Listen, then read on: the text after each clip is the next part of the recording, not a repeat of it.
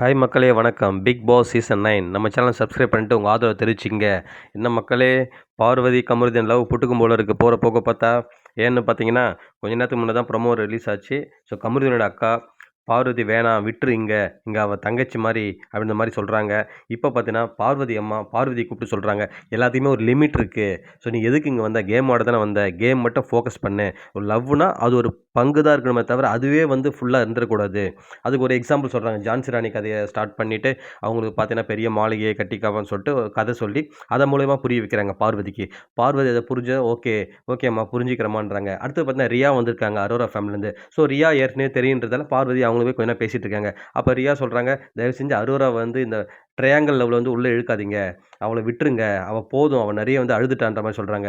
இல்லடி எனக்குமே பொசசிவ்னஸ் இருந்தது, அதனால தான் சொன்னேன். புரியுது, உன்னோட சைட்லேருந்து பார்க்கும்போது உன்னோட பக்கம் நியாயம் மாதிரி தான் இருக்குது. ஸோ இதுக்கப்புறம் இதை வந்து விளையாடாதீங்கன்றாங்க. ஸோ அரோராவுக்கு அட்வைஸ் பண்ணும்போதுமே ரியா என்ன சொல்கிறாங்கன்னா, 50 நாள் நீ ஒன்றுமே பண்ணாமல் இருந்த, இந்த ட்ரையாங்கிள் லெவல் எப்போ வந்தியோ அப்போ தான் நீ வந்து வெளியே தெரிய ஆரம்பிச்ச மாதிரி சொல்கிறாங்க. உடனே பார்வதிட்ட வந்து சொல்கிறாங்க, நீங்கள் பண்ணுறதெல்லாம் கரெக்டாக பண்ணுறீங்க, பட் உங்கள் கிட்ட இருக்க அந்த கைண்ட்னஸ் வந்து தெரியாமல் போச்சு.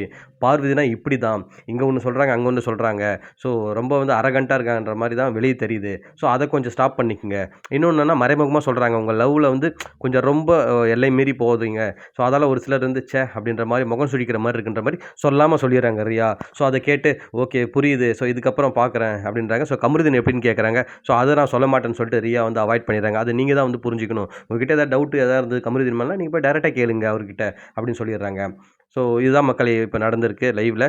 ஸோ அடுத்த வீடியோவில் உங்களை சந்திக்கிறேன். நன்றி.